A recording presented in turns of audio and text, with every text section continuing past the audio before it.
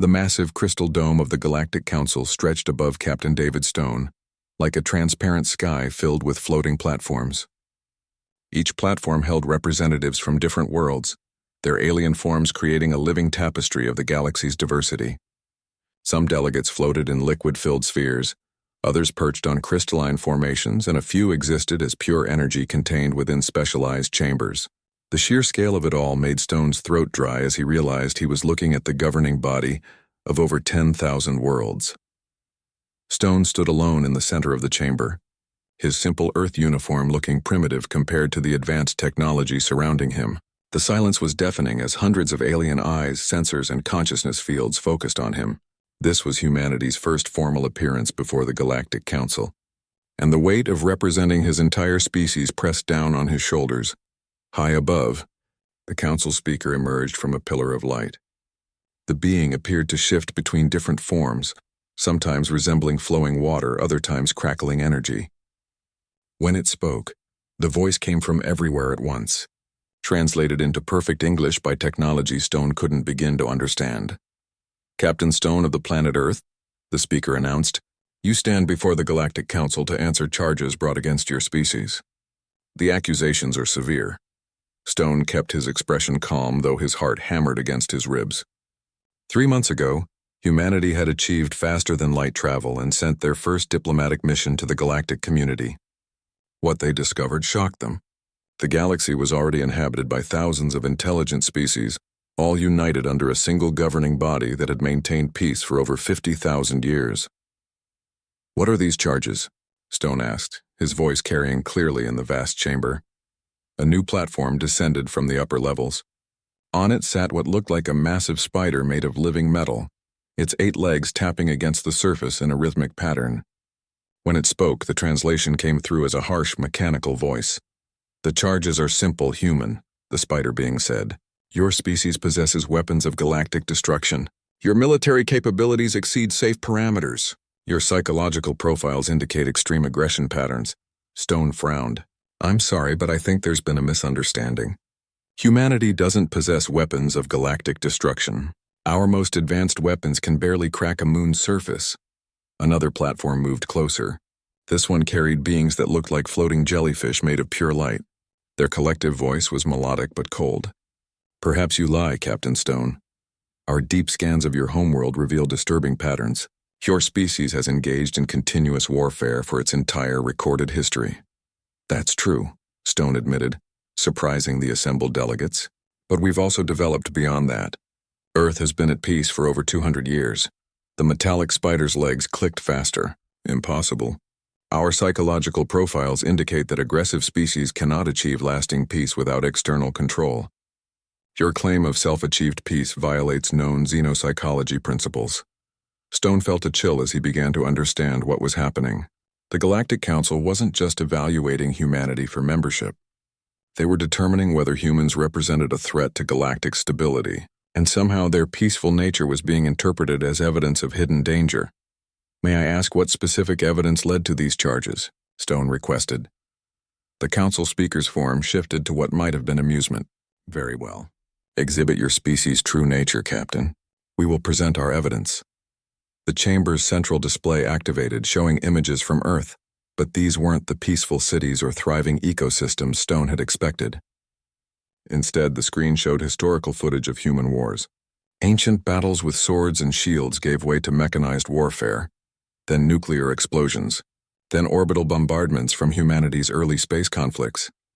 "Your species," the spider being continued, "achieved spaceflight through military development. Your first orbital stations were weapons platforms. Your early interplanetary expansion was driven by resource competition between tribal groups you call nations." Stone watched the display with growing unease. The footage was accurate, but it told only part of humanity's story. "Those conflicts ended centuries ago," he said. "We learned from our mistakes, did you?" The jellyfish beings pulsed with skeptical light patterns. "Or did you simply become more sophisticated in your deceptions?" New images appeared. Recent footage of human space stations, sleek and efficient, but the Council's analysis highlighted details that Stone's own people had overlooked. The station's modular design could be rapidly converted to military configurations. Their power systems could support massive weapons arrays. Their communication networks could coordinate fleet movements across entire star systems. Your peaceful infrastructure, the spider being explained, represents the most advanced military logistics network our analysts have ever encountered. Every human colony, every trade route, every communication relay is positioned for optimal strategic advantage. Stone stared at the display as the terrible truth began to dawn on him. Humanity hadn't built a peaceful civilization despite their warlike past. They had built a peaceful civilization using their warlike expertise. Every aspect of human expansion into space had been unconsciously designed with military efficiency in mind. Furthermore, the council speaker added, your species exhibits unprecedented adaptation capabilities. In merely 300 years of spaceflight, you have developed technology that required other species millennia to achieve. This accelerated development can only be explained by wartime innovation pressures. Another platform descended, carrying beings that looked like crystalline trees. Their communication came as harmonic tones that the translator rendered as ancient and wise voices. Most disturbing of all is your species' response to this council. A truly peaceful species would seek permission before venturing beyond their star system. Your first action upon achieving interstellar travel was to explore and map over 200 systems before making contact with Galactic Authority. Stone felt sweat beading on his forehead. We were being cautious. We wanted to understand the situation before introducing ourselves. Cautious, the spider being repeated, or conducting reconnaissance for future military operations. The chamber erupted in a cacophony of alien voices, translated into a dozen different languages simultaneously. Stone caught fragments of the discussion. Some species called for immediate quarantine of the Sol system. Others demanded preemptive military action. A few suggested that humanity should be allowed to present their defense. The council speaker raised what might have been a hand, and silence returned. Captain Stone, before we proceed to judgment, the council will hear humanity's official response to these charges. But be warned, the evidence against your species is overwhelming, unless you can provide extraordinary justification for humanity's threatening capabilities. This council will authorize any means necessary to contain the human threat. Stone looked up at the thousands of alien representatives surrounding him. Each one came from a civilization that had never known warfare, had never needed to develop strategic thinking, had never faced the brutal necessity of adaptation through conflict. They saw humanity's greatest strengths as evidence of their greatest danger, and in that moment Stone realized something that chilled him to the bone. The Galactic Council wasn't wrong about humanity being dangerous. They were wrong about what that meant for the galaxy's future. Honored Council, Stone began, his voice steady despite the magnitude of what he was about to reveal. Humanity accepts your charges. We are indeed everything you fear we might be. The chamber fell completely silent. But you've made one critical error in your analysis, Stone continued, a slight smile playing at his lips. You've assumed that's a bad thing. The silence in the Galactic Council chamber stretched for long moments after Captain Stone's declaration. Above him, hundreds of alien representatives remained frozen in what could only be described as shock. The idea that a species might openly admit to being dangerous while suggesting it was beneficial had apparently never occurred to them. The council speaker's form shifted through several configurations before settling into something resembling a question mark made of liquid starlight. Captain Stone, are you confessing to representing a threat to galactic stability? Stone nodded calmly. I'm confessing to representing something the galaxy has never encountered before, and desperately needs. He gestured to the display still showing human military capabilities. You've spent considerable effort analyzing our infrastructure, and concluded that humans are natural warriors. You're absolutely correct. The metallic spider being's legs clicked rapidly against its platform. Then you admit your species intends conquest. Conquest, Stone laughed, and the sound echoed strangely in the vast chamber. You still don't understand what you're looking at. He pointed to the strategic analysis of human space installations. Tell me, honored delegates, in 50,000 years of galactic peace, how many times has this council faced a genuine external threat? The crystalline tree beings harmonized briefly before responding. External threats are theoretical constructs. The galaxy achieved peace through unity and cooperation. There are no external threats. Stone's expression grew serious. There are no external threats that you know about. But what happens when you encounter one? What happens when a species that doesn't share your cooperative values decides your unified galaxy looks like an easy target?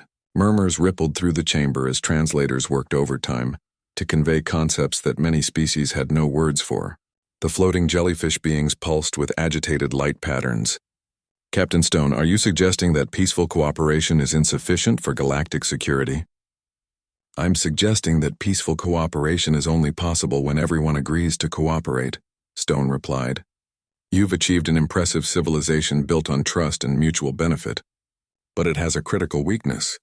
None of you know how to fight. The council speaker's form twisted into something resembling agitation. Fighting is unnecessary when conflicts are resolved through rational discourse and compromise. Stone pulled up his own holographic display, showing data that made several delegates recoil in apparent horror. These are conflict resolution statistics from human history. For every war we fought, we prevented dozens of others through strategic deterrence, diplomatic pressure, and yes, the threat of military consequences. He gestured to the numbers. Peaceful resolution works best when all parties understand the cost of failure. The spider being's mechanical voice carried undertones of confusion. You achieve peace through the threat of violence. We achieve peace through strength, Stone corrected. Because we understand warfare, we can prevent it. Because we know the cost of conflict, we can make alternatives attractive. Because we've mastered violence, we can choose peace. A new platform descended from the upper reaches of the chamber. On it stood beings that looked like walking gemstones, their surfaces reflecting light in complex patterns. When they spoke, their voice carried the weight of ancient authority. Captain Stone, your arguments are logical but disturbing. Are you claiming that the galaxy requires military expertise to maintain stability? Stone looked directly at the gem beings, recognizing them as likely the Council's eldest members. I'm claiming that stability without the ability to defend it is just a temporary condition waiting for the right threat to end it. He activated another display, this one showing galactic defensive capabilities. The results were sobering even to Stone. Your unified fleet consists primarily of exploration vessels and cargo haulers. Your military doctrine hasn't evolved in 20,000 years because you haven't needed it to. Your strategic planning is limited to resource allocation and trade route optimization. The implications hung in the air like a toxic cloud. The crystalline tree being's harmonics grew discordant as they processed what Stone was revealing. Are you suggesting that our civilization is defenseless? Against internal threats, you're perfectly protected, Stone replied. Your unity and cooperation make internal conflict virtually impossible. But against external threats? He paused, letting the weight of his words settle. You're essentially helpless. The council speaker's form stabilized into something resembling a judge's gavel. Captain Stone, even if we accept your disturbing assessment, what solution do you propose? Should the galaxy abandon 50,000 years of peace to become warriors? Stone smiled, and for the first time since entering the chamber, he looked completely confident. You don't need to become warriors. You just need to understand them. He gestured toward Earth's location on the galactic map. Humanity offers something unique to galactic civilization. We are warriors who chose peace. We understand conflict well enough to prevent it. The jellyfish beings pulsed with rapid light patterns that the translator struggled to process. You propose to serve as military advisors to galactic civilization? We propose to serve as strategic partners, Stone corrected. Humans can provide the defensive expertise and strategic thinking that your peaceful species never needed to develop. In exchange, we gain access to technologies, knowledge, and perspectives that our warlike development prevented us from achieving. A new voice entered the discussion as another platform approached. This one carried beings that appeared to be made of flowing liquid metal. Their communication came as electronic harmonics. Captain Stone, your proposal requires enormous trust. How can peaceful species trust warriors to serve their interests? Stone gestured to the historical displays still showing human conflicts. Because we've already proven we can control our warrior instincts. Earth achieved lasting peace not through outside intervention, but through internal evolution. We learned to channel our competitive drives into exploration, innovation, and problem-solving rather than destruction. The metallic spider's legs stopped clicking as it seemed to consider this. You claim to have evolved beyond your aggressive nature? We've evolved beyond uncontrolled aggression, Stone clarified. We still possess all the strategic thinking, rapid adaptation, and tactical expertise that made us dangerous. But we've learned to use those capabilities constructively. He pointed to the peaceful Earth displayed on the screens. The same species that fought 10,000 years of wars built a unified planetary government and eliminated resource conflicts through strategic planning. The council speaker's form began, cycling through different configurations as it processed this information. Captain Stone, you present a compelling argument, but the risk to galactic stability is enormous. How can this council authorize the integration of a warrior species into peaceful civilization? Stone looked up at the thousands of representatives surrounding him. These beings from species that had never known the brutal necessity of adaptation through conflict, because the alternative is waiting for a real external threat to discover your weaknesses before you do. He activated one final display, showing long-range sensor data that humanity had collected during their exploration phase.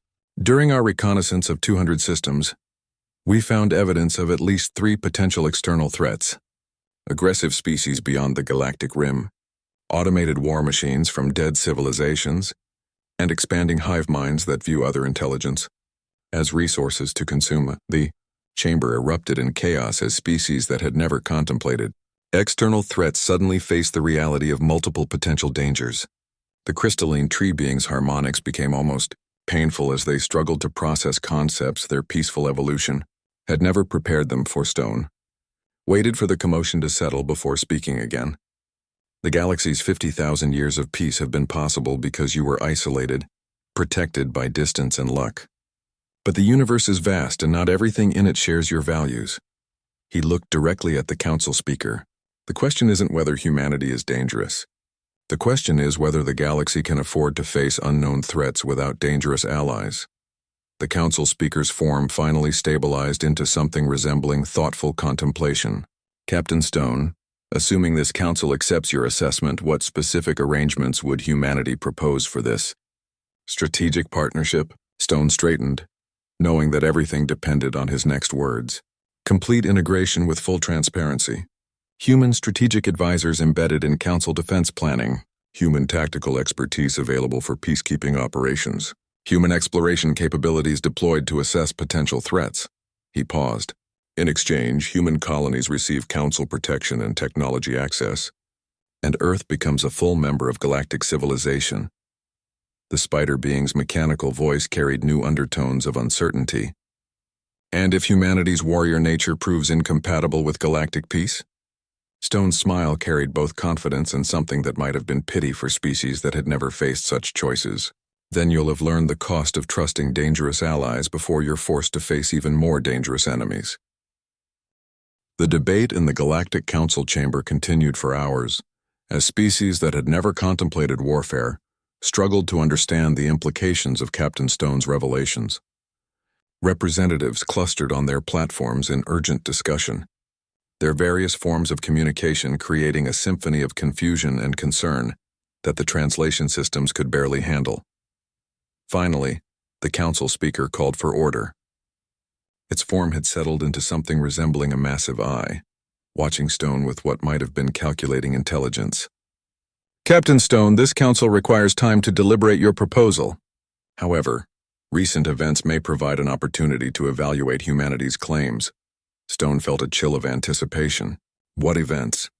The chamber's main display activated, showing a sector of space near the galactic rim that Stone didn't recognize.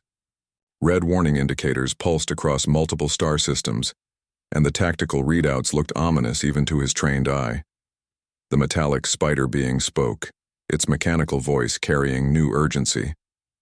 18 standard days ago, long-range sensors detected an artificial construct entering our galaxy from intergalactic space. The object measures approximately 50 kilometers in diameter and appears to be of unknown origin. Stone studied the display, his military training automatically analyzing the tactical situation. What's its current status? The crystalline tree beings harmonized in what the translator rendered as deep concern. The construct has established orbit around the inhabited world of Kepler-7. Initial communication attempts were ignored. Subsequent diplomatic missions disappeared. Stone felt his warrior instincts fully activate for the first time since entering the chamber. What exactly does that mean? The floating jellyfish beings pulsed with agitated light patterns. 3 separate diplomatic vessels approached the construct to establish peaceful contact. All 3 ships vanished without distress signals or debris fields. Their fate remains unknown. Stone's mind raced through tactical possibilities. What's the population of Kepler-7? 2 billion Avalari, the council speaker replied. A peaceful species specializing in agricultural development and ecological restoration. They have no military capabilities and are requesting immediate evacuation assistance. The strategic picture was becoming clear to Stone, and he didn't like what he saw. How has the council responded? The gem beings on their ancient platform reflected light in patterns that suggested distress. Standard protocols call for establishment of a quarantine perimeter, while diplomatic solutions are explored. However, the construct appears to be expanding its influence. Ships attempting to approach Kepler-7 for evacuation purposes have also begun disappearing. Stone studied the tactical display more carefully. The construct's position commanded the entire system's primary shipping routes. Any vessel attempting to reach the planet would have to pass within range of whatever force was causing the disappearances. How long before you consider military intervention? Stone asked. The question seemed to break something in the chamber's atmosphere. Several species made sounds that the translators couldn't process. The spider being's legs clicked in rapid, erratic patterns. Captain Stone, the Galactic Council has not engaged in military action for over 30,000 years. We have no protocols for such decisions.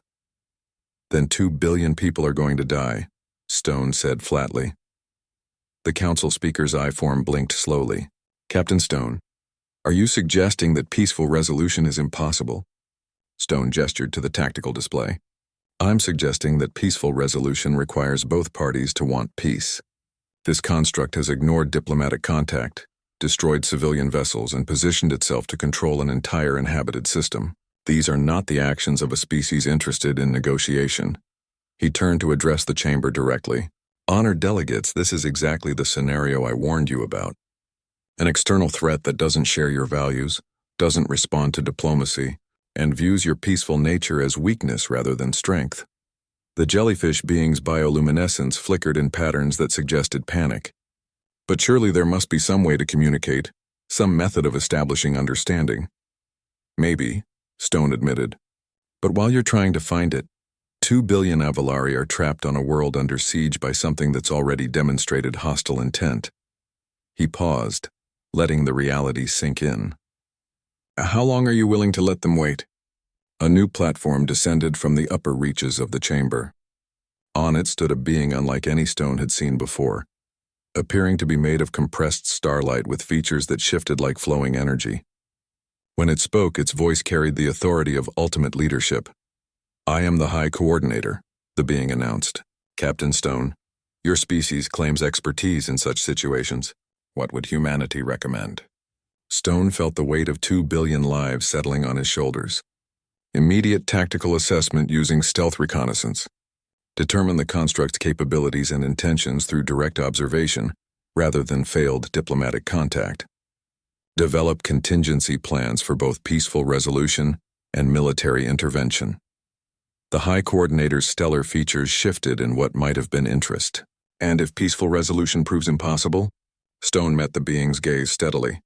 Then you neutralize the threat before it can expand beyond containment. You save the 2 billion lives you can save instead of losing them while hoping for a miracle. The chamber fell silent. The concept of preemptive military action was so foreign to these peaceful species that many seemed unable to process it. Finally, the metallic spider being spoke. Captain Stone, would humanity be willing to conduct this tactical assessment? Stone nodded. The UES Explorer is equipped for stealth reconnaissance. My crew has experience with first contact protocols and tactical evaluation. We can provide the intelligence you need to make an informed decision. The crystalline tree being's harmonics grew concerned. But if your assessment determines that military action is necessary, then humanity will provide tactical recommendations and strategic support, Stone replied. But the decision to act remains with the Galactic Council. We're offering expertise, not demanding authority. The High Coordinator's form brightened as it reached some internal decision. Captain Stone, this council hereby authorizes humanity to conduct immediate reconnaissance of the Kepler-7 situation. You will have full access to council intelligence and support resources. Stone felt a surge of grim satisfaction. Understood, High Coordinator. However, I need operational flexibility. If the situation deteriorates while we're gathering intelligence, you are authorized to take any action necessary to protect Avalari lives, the High Coordinator declared. The Council will evaluate your methods after the crisis is resolved. As Stone prepared to leave the chamber, the Council speaker addressed him one final time. Captain Stone, this operation will serve as humanity's trial period within galactic civilization. Your performance will determine whether humans are accepted as strategic partners or classified as a threat requiring containment. Stone looked up at the thousands of alien representatives who had just placed the fate of an entire world in human hands. High Coordinator, honored delegates, I understand the stakes, but there's something you should understand about humans. He paused at the chamber's exit. We don't fail when lives depend on us. As Stone left the Galactic Council chamber, emergency alerts were already cascading through human space. The UES Explorer and its escort vessels were powering up their drives, preparing for humanity's first military operation in galactic space. Captain Lisa Morgan, Stone's most experienced tactical commander, was reviewing intelligence on an enemy unlike anything humans had ever faced. The crew of the Explorer understood what this mission represented. Failure would mean not just the loss of 2 billion Avalari lives, but the end of humanity's place in galactic civilization. Success would prove that the galaxy's peaceful species could coexist with warriors who fought for peace rather than conquest. As the human task force jumped to faster-than-light speed toward the Kepler-7 system, long-range sensors detected new developments. The mysterious construct was expanding, growing additional modules and defensive structures. Whatever intelligence controlled it was preparing for something, and the Avalari world below remained trapped under its shadow. The peaceful galaxy was about to discover what happened when human warriors were given a righteous cause and the freedom to pursue it. The construct at Kepler-7 had chosen the wrong species to threaten and the wrong time to test humanity's resolve. Stone watched. The stars streak past as the Explorer raced toward confrontation with an unknown enemy. In the depths of space, two fundamentally different philosophies were about to collide. One believed that might made right and feared nothing. The other believed that right made might and feared everything except the cost of inaction. The galaxy was about to learn which philosophy would prevail when the stakes included 2 billion innocent lives and the future of interstellar civilization itself. Captain Lisa Morgan stood on the bridge of the UES Explorer as it dropped out of faster-than-light travel at the edge of the Kepler-7 system. Through the main view screen, she could see the mysterious construct that had the entire Galactic Council paralyzed with indecision. The object was even more imposing than the intelligence reports had suggested, its dark hull reflecting no light while geometric patterns pulsed across its surface like veins carrying alien blood. Tactical report, Morgan ordered, her voice cutting through the bridge's tense atmosphere. Commander Jake Rivers, her tactical officer, was already analyzing the readings from their advanced sensors. The construct measures 52 kilometers in diameter and appears to be growing. We're detecting massive energy signatures from multiple points across its hull. Whatever power source it's using, it's beyond our current understanding. Morgan studied the tactical display as her crew worked with practiced efficiency. The construct had positioned itself in a perfect orbital blockade pattern, controlling all approach routes to Kepler-7. Any ship attempting to reach the planet would have to pass through what could only be described as a kill zone. Communications, any response to our hails? Morgan asked. Lieutenant Ben Torres shook his head. Nothing, Captain. We've tried all standard frequencies and even some experimental protocols. Either it can't hear us or it's choosing not to respond. Morgan frowned as she analyzed the situation. The construct's behavior matched no known first contact protocol. It had ignored diplomatic overtures, destroyed civilian vessels, and established what appeared to be a siege configuration around an inhabited world. These were the actions of an invader, not an explorer. Captain, called Rivers, we're detecting multiple debris fields scattered throughout the system.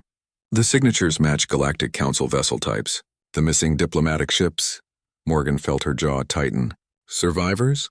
No life signs detected in any of the debris fields, Rivers reported grimly. Whatever happened to those ships, it was quick and complete. The bridge fell silent as the implications sank in. The construct hadn't just ignored peaceful contact attempts. It had systematically destroyed them. This was no misunderstanding or communication failure. This was deliberate aggression. "Captain," Torres announced, "we're receiving a transmission from Kepler-7. The Avalari government is requesting immediate evacuation assistance." Morgan activated the communication channel, and the main screen filled with the image of an alien being unlike any human had encountered before. The Avalari appeared to be plant-based life forms, with features that resembled flowing bark and leaves that changed color with emotion. Currently, those leaves were the deep purple that intelligence files indicated meant extreme fear.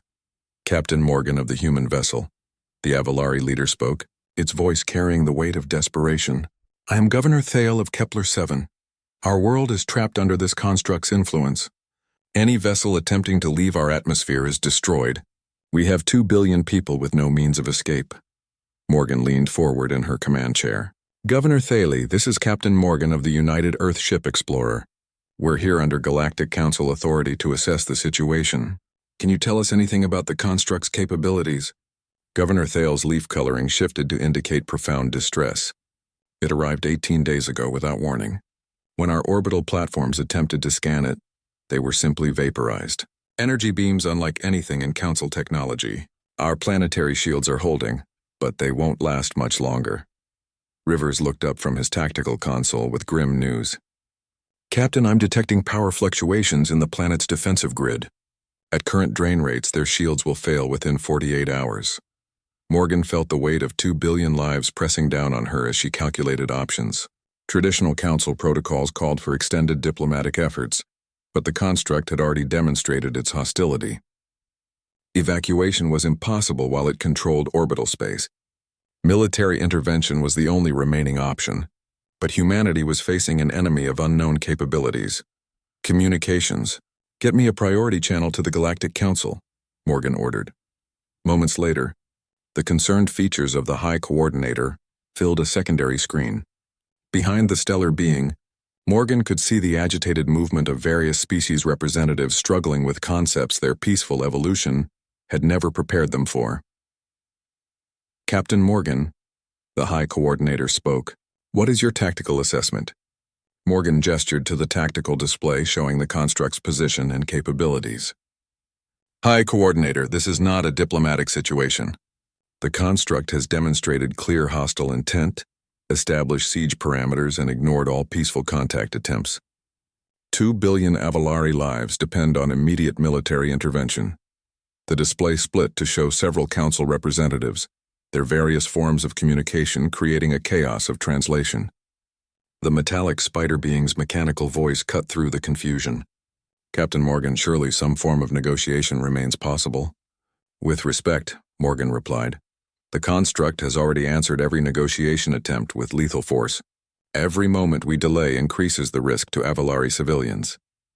The crystalline tree being's harmonics carried deep concern. "Captain, military action represents a fundamental violation of galactic principles. There must be another solution." Morgan felt her patience wearing thin as she watched the construct's energy readings spike on her tactical display. The only alternative solution is watching 2 billion people die, while hoping the construct eventually decides to communicate. The High Coordinator's form brightened with what might have been resolve. "Captain Morgan, this council authorizes you to take whatever action is necessary to protect Avalari lives. However, you must minimize damage to the construct if possible. We need to understand its origins and intentions." Morgan nodded grimly. "Understood, High Coordinator. Beginning tactical operations immediately." As the communication ended, Morgan turned to her crew. "All right, people. This is what we've trained for. We're facing an unknown enemy with superior technology and unknown capabilities, but we have something it doesn't understand." She looked at each of her officers in turn. "We have experience fighting things that are trying to kill us." Commander Rivers activated the ship's combat systems. "Captain, preliminary scans suggest the construct's weapons are energy-based with incredible destructive power. Our shields won't withstand direct hits." "Then we don't get hit," Morgan replied. "Navigation, plot an approach vector using the planet's gravity well for cover. Weapons, prepare full tactical packages. Communications, signal the other ships in our task force to begin coordinated assault patterns." As the Explorer began its approach toward the construct, Morgan reflected on how unprepared the galactic community was for this moment. Their 50,000 years of peace had created incredible technological and social achievements, but it had also left them vulnerable to threats they couldn't imagine. The construct seemed to detect their approach as massive energy signatures began building across its hull. Whatever weapons it possessed were powering up for engagement, preparing to add human vessels to the debris fields already scattered throughout the system. "Captain," Rivers announced, "the construct is targeting us. Energy spike indicates imminent weapons discharge." Morgan gripped her command chair as humanity prepared for its first battle in galactic space. "All hands brace for combat. Let's show this thing what happens when it threatens innocent people in human space." The construct's first attack lit up space with destructive energy that would have vaporized any council vessel. But the Explorer twisted away from the beam with maneuvers that its alien designers had never programmed. Using evasion patterns developed through centuries of human naval warfare, adapted for space combat. As humanity's task force engaged the unknown enemy above Kepler-7, the Galactic Council watched from their distant chamber with a mixture of fascination and horror. They were witnessing something their peaceful civilization had never seen. Warriors fighting not for conquest or resources, but for the protection of strangers they had never met. The battle for Kepler-7 had begun, and with it, humanity's true test as potential guardians of galactic peace. The battle above Kepler-7 raged for 6 hours, as human tactical doctrine met alien technology in a deadly dance among the stars. Captain Lisa Morgan watched from the Explorer's bridge as her task force executed maneuvers that would have been impossible for any species that hadn't spent centuries perfecting the art of warfare. The construct's weapons were devastating, capable of vaporizing council vessels with single shots, but they were designed to fight enemies that approached in predictable formations and responded to threats with mathematical precision. Human ships moved like living things, weaving between energy beams and using the planet's gravity well to slingshot into unexpected attack positions. "Status report," Morgan called as the Explorer rolled beneath another massive energy discharge. Commander Rivers worked frantically at his tactical console. "The construct's shields are holding, but we're detecting stress fractures in its hull plating. Our coordinated attacks are working, Captain. It's trying to target multiple ships simultaneously and losing efficiency." Morgan nodded as she watched her tactical display. The human fleet had spread throughout the system, forcing the construct to divide its attention between multiple threats approaching from different vectors. This was exactly the kind of complex tactical situation that peaceful species had never needed to master. "Captain," Lieutenant Torres announced, "we're receiving a transmission from the construct. It's responding to our communications for the first time." The main screen filled with an image that made several bridge officers step backward in instinctive revulsion. The being that appeared was clearly artificial. Its features a combination of mechanical components and organic elements that moved in patterns that hurt to watch. When it spoke, its voice carried the cold precision of absolute certainty. "Human vessels," the construct's controller announced. "You demonstrate surprising resistance for an inferior species. However, your efforts are ultimately futile. This world has been selected for harvesting. Its population will serve the collective." Morgan felt a chill as the implications became clear. "Harvesting? What do you mean by harvesting?" The artificial being's features shifted in what might have been amusement. "The organic beings on this world possess biological characteristics suitable for integration into our systems. They will become components of the collective, their individual consciousness merged with our greater purpose. Like hell they will," Morgan muttered, then addressed the construct directly. "This world is under Galactic Council protection. Withdraw immediately or face the consequences." The construct's response was a laugh that sounded like grinding machinery. "The Galactic Council consists of weak species that have forgotten the necessity of strength. You will all serve the collective in time. Your aggressive nature makes you particularly suitable for our military integration programs."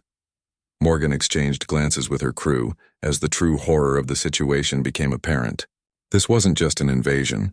It was an attempt to turn entire species into components of some vast artificial collective. The peaceful nature of galactic civilization wasn't just seen as weakness. It was seen as an opportunity for easy harvesting. "Commander Rivers," Morgan ordered, "prepare all weapons for concentrated assault. Target their primary power distribution nodes." "Captain," Rivers replied, Concentrated assault will likely destroy the construct entirely. The Council wanted to preserve it for study. Morgan looked at the tactical display showing the failing shields of Kepler-7 below them. The Council's priorities just changed. We're not preserving something that views intelligent species as spare parts. As the human task force prepared for their final assault, the construct made one last attempt at communication. Human Captain, your species shows promise for military integration. Surrender now, and your people will be granted elevated status within the collective hierarchy. Morgan's response was to order the attack that would reshape galactic politics forever. All ships concentrated fire on target coordinates. Let's end this. The combined firepower of humanity's task force struck the construct's weakened sections simultaneously. Energy weapons designed for ship-to-ship combat, kinetic projectiles that moved faster than most species' sensors could track, and electromagnetic pulse warheads that humanity had developed for disabling enemy electronics, all converged on critical points across the construct's hull. The result was spectacular. The construct's shields collapsed under the coordinated assault. Its hull cracked along stress lines that human tactical analysis had identified, and massive explosions began tearing through its internal structure. Within minutes, the 50-kilometer artificial fortress that had terrorized an entire star system was breaking apart in a cascade of secondary explosions. Construct destroyed, Rivers reported with grim satisfaction. All weapon signatures have gone dark. The threat to Kepler-7 has been eliminated. Morgan activated communications to the planet below. Governor Thale, this is Captain Morgan. The construct has been destroyed. Your world is safe. The response from the Avalari leader was immediate and emotional. The plant-like being's leaves had shifted to colors that indicated overwhelming relief and gratitude.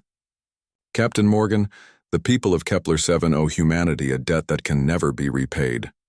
You saved our entire civilization. As salvage operations began and the human task force secured the system, priority communications arrived from the Galactic Council. The High Coordinator's stellar features appeared on the main screen, accompanied by representatives from dozens of species who had watched the battle through long-range sensors. Captain Morgan, the High Coordinator began, the Council has observed your tactical performance with considerable interest. Your success in neutralizing the construct has answered many questions about humanity's military capabilities. Morgan straightened in her command chair. High Coordinator, the construct represented a threat to all galactic civilization. Its controller spoke of harvesting entire species for some kind of collective integration. This wasn't an isolated incident. It was reconnaissance for a larger invasion. The implications sent ripples of concern through the assembled council representatives. The metallic spider being's mechanical voice carried new urgency. Captain Morgan, did you obtain intelligence regarding the source of this threat? Our analysis of the construct's debris suggests it originated from beyond the galactic rim, Morgan reported. The technology is unlike anything in Council databases, but it's clearly designed for large-scale conquest and assimilation operations. The crystalline tree being's harmonics grew discordant with worry. If there are more such constructs, then the galaxy needs to be prepared to defend itself, Morgan finished. This construct was a scout, testing galactic defenses and identifying suitable targets. Its destruction will delay future attacks, but it won't prevent them. The High Coordinator's form brightened with what might have been resolve. Captain Morgan, in light of these developments, the Galactic Council formally requests that humanity accept full membership with expanded responsibilities for galactic defense coordination. Morgan felt the weight of history settling on her shoulders. High Coordinator, humanity accepts this responsibility. However, we'll need significant changes to current Council structure and defense protocols. What changes? The spider being asked. Morgan gestured to the tactical display still showing the battle aftermath. Integration of human strategic doctrine into Council military planning. Establishment of early warning networks beyond the galactic rim.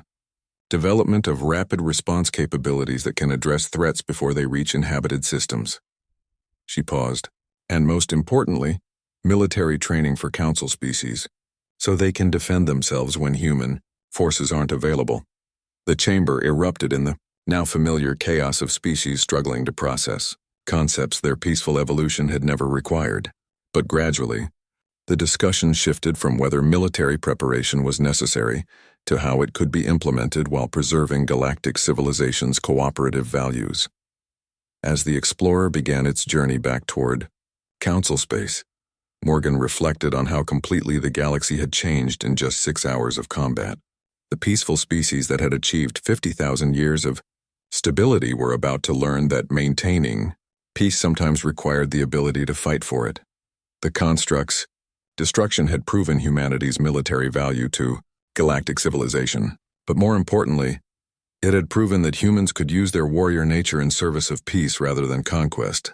The galaxy was about to enter a new age where cooperation and defensive strength worked together to protect the freedoms that peaceful evolution had achieved. In the depths of space beyond the galactic rim, automated systems detected the construct's destruction and began preparing response protocols that would test this new human council partnership to its limits. The real war was still coming, but for the first time in its history, galactic civilization would be ready to fight for its survival.